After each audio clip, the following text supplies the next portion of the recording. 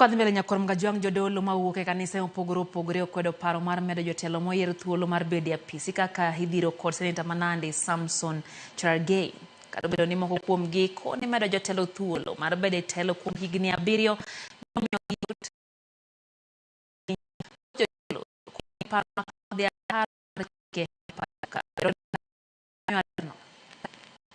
E kinde matwak mar medo jotelo moyier thuolo mar bedo e apisi gidore e pachoka, jodolo mathoth okwedo parono.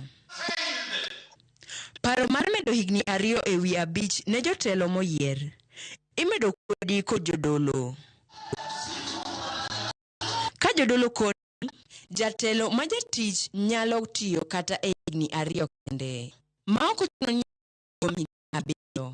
Wan kaka Yesu Kristo wadagi gi watamo limit ok med ok nyal medi gidwa duoki obed 4 do bede maberi to ka koro gidwa mede to mabende gisetimo malongo madang to ni gisetimo makata kitimo mache bende onge koro gidwa mede nang'o ma gidwa timo gi higni 2 ma gidwa mede higni 5 akwer wachni kendo wachni kik ng'ato pond kode parliament e yo moko winjore moko riere wachni mondo kele ne raia tawacho ne raia ni gini kochopo ne japiny titamri kendo igono maduong'. Jodolo oumo igi piny ka giwacho ni paro mar medo higni 2 en ataro mar chik kendo ok owinjore kata matin. Ni miaka 5 na hiyo mambo inaisha.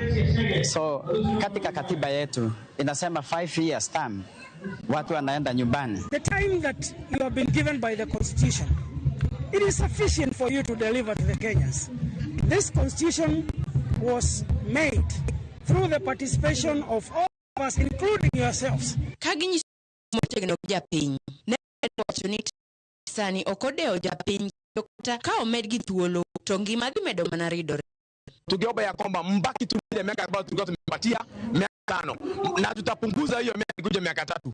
Hata ile miaka tunawapa miaka 5 chochote tunaona mnafanya katika mwananchi. Lakini aibu sana hata haya na tunaomba kwamba sheria na kanuni msomee na wananchi ndio first priority. Tukiangalia lengo ya kwanza mwananchi ndio mwenye nchi. Ikiwa wanataka kubadilika mabadilisho ya katiba walete nchi katika kuzungumzia hao na mabadiliko haya ya wananchi. Kata kamano e kaunti ma Migori, kanisa osiro paroni kendo gin giwacho ni odhi keto thuolo moromo ne tiyo ne japiny. Kaka wan kaka kanisa choro mwaka 5 to odhie mwaka 7 onge richo ne nikech kawuono ok mwaka no kende mosebed ni ochor gik moko duto osesudo kendo waseno ka gik moko nyaka nengo ma gik moko koro osedhi malo omiyo mwaka kogole 7 5 to tere 7 onge richo ne nikech mano be mabedho miyo jatelo tiyo maber. Jodolo bende ogolo siem ne sirikal mondo oti tich ne japiny makar siko ka giparo kaka ginyalo konyo kinde japiny. Veronica, Ramogi TV. Hero kama na rogo adhi